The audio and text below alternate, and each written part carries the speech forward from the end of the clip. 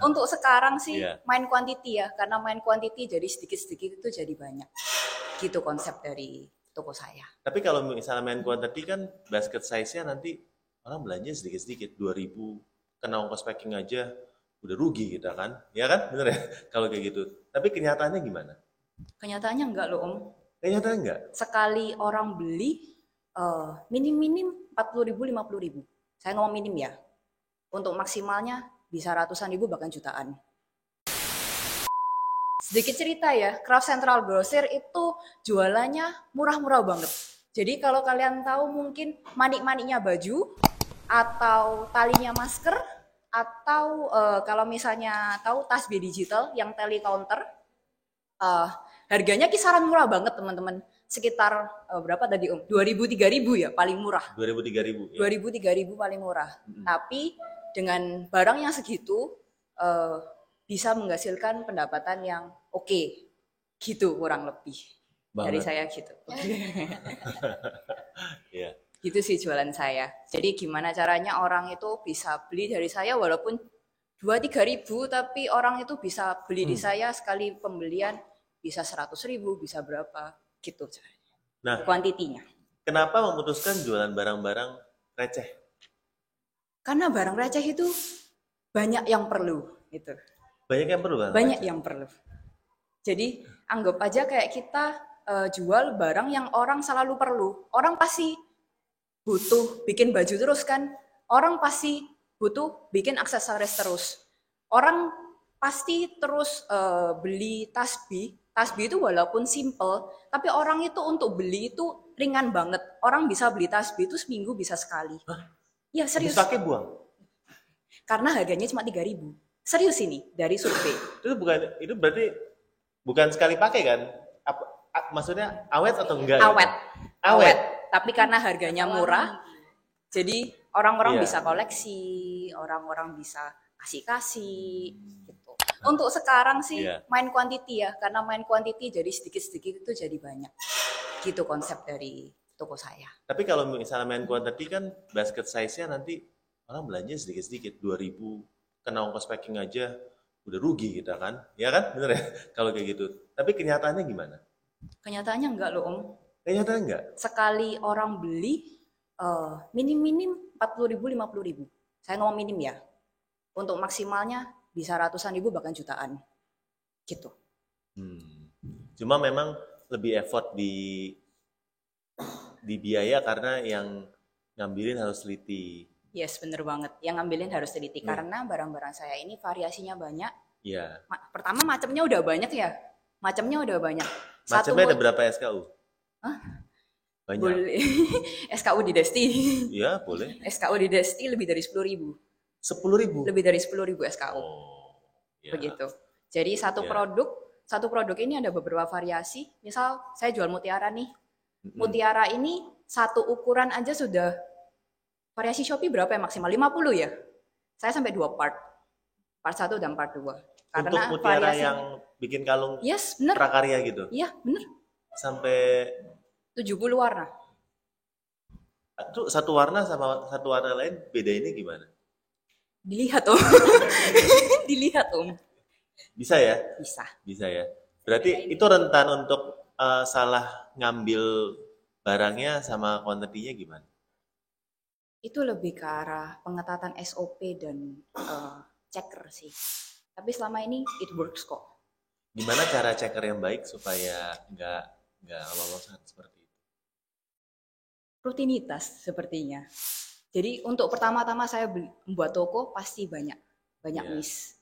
Banyak miss. Lalu lama-kelamaan yang ngambilin ini nih seperti biasa. Oh, warna ini pasti ini, warna ini pasti ini. Itu jalan secara otomatis. Apa strategi pemasaran yang paling efektif untuk produk Anda di marketplace juga? Ya. Kalau dari toko saya ya, dari pengalaman ini, lebih ke arah iklan sih. Iklan, yes. Iklan. Kan produkmu udah murah, ngapain diiklanin lagi? Biaya lagi, memang. Biaya lagi itu. Tapi iklan ini harus benar-benar efektif. Kita ngomong barang murah ya. Kita ngomong barang murah, kita nggak bisa semua barang kita iklan. Karena pasti boncos. Nah, Caranya gimana? Kita harus membuat iklan yang efektif. Efektif itu barang mana yang bisa diiklan dan tidak, kapan kita harus mengiklankan barang itu. Contoh, barang saya salah satunya ya, misal pita Natal. Tahu ya pita Natal yang biasanya di kue-kue, hampers-hampers, itu adalah barang seasonal. Barang seasonal ini, misal pita Natal, dipakainya Desember ya, dipakainya Desember. Saya ngiklankannya di mungkin sekitar bulan Oktober, November, tapi tidak boleh telat. Satu, tidak boleh telat. Jadi kita sebagai seller kita harus tahu timeline-nya gimana. Nah, cara tahunya gimana? Trial and error. Dari pengalaman. Kita harus berani untuk mencoba, tapi mencoba itu harus dengan batasan dan pengawasan. Jangan sampai kita ini mencoba iklan, misalnya modal 10.000. Jangan sampai kita kebablasan, kita nggak nyadar kalau iklan satu barang ini bisa sampai 50.000. Kadang terjadi loh, kita pasang iklan, kita nggak nyadar. Misal tanggal kembar nih, ya kan tanggal kembar siapa yang iklannya dinaikin? Pengen tahu saya, ada yang iklan dinaikin? Ada yang lupa nggak besoknya nurunin lagi? Nah, tuh, itu harus bisa diawasi. Gitu sih kurang lebih. Cocok nih kayaknya, saya bisa minta buat sharing-sharing juga ya, kota-kota lain ya cocok nih kelihatan nih, mantep nih ya. Oke langsung ya, saya kasih berapa pertanyaan dulu biar nggak dioper-oper ya. Oke. Nah, dipuasin dulu Om. Dipuasin dulu. Puasing ya. Oke, cara untuk menentukan harga tuh yang kompetitif gimana? Tentukan harga ya, tricky. Tentukan harga ini tricky. Mungkin sebagian dari para seller di sini produknya harganya steady terus, tapi untuk barang saya harga ini naik turun. Nggak capek tuh naik turun? Oh nggak ada capek. Dia gerak-gerak sendiri soalnya tanpa kita harus effort. Cara taunya gimana? Pertama, kalian jualan di kota apa? Misal nih kita di kota Surabaya. Pakailah searching engine-nya Shopee yang kita filter kota Surabaya, lalu terlaris untuk barang kita.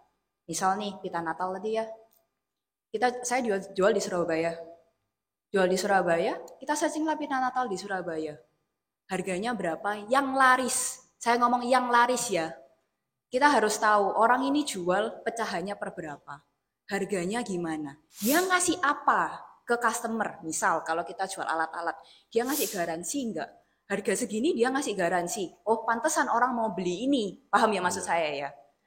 Ada fitur lainnya yang diberikan dari si seller itu.